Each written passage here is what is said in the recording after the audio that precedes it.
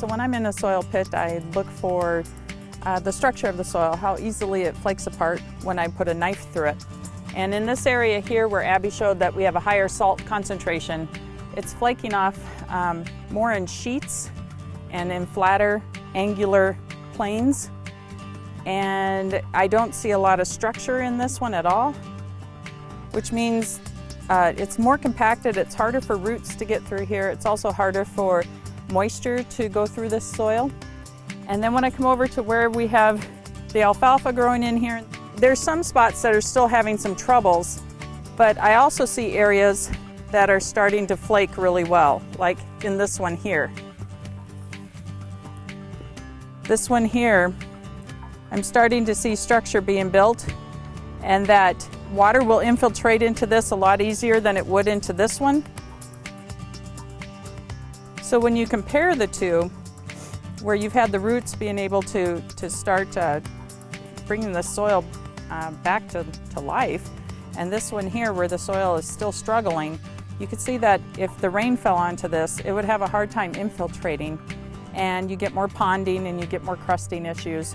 Whereas this one here, the water would get through it. You can see that the roots are getting through it a lot easier than this one. When this one dries out, it will turn into a brick, and the roots will have a terrible time getting through this.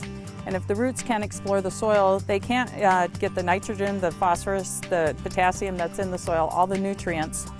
And they also can't get the moisture. So you'll see moisture stress faster on these kind of soils than this soil here.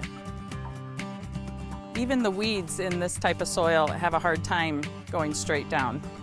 So if the weeds are having a hard time navigating the soil and exploring for nutrients, our crops definitely are going to have a problem.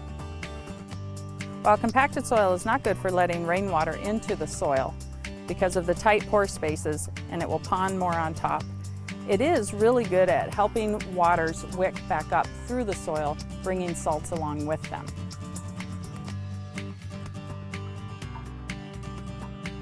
So when talking about salinity, it's really important to look for where the soluble salts are in the soil profile. So in this profile, generally they're going to be in this yellow clay. And what we're looking for are these really nice flat crystals that are even yellowish in color, and that's gypsum. And you can really feel them when you texture it. You can feel the coarseness of those crystals. It actually feels like it's cutting your hand. They're fairly strong and fairly sharp. So in this profile, you can see clusters of gypsum in different pockets throughout the soil.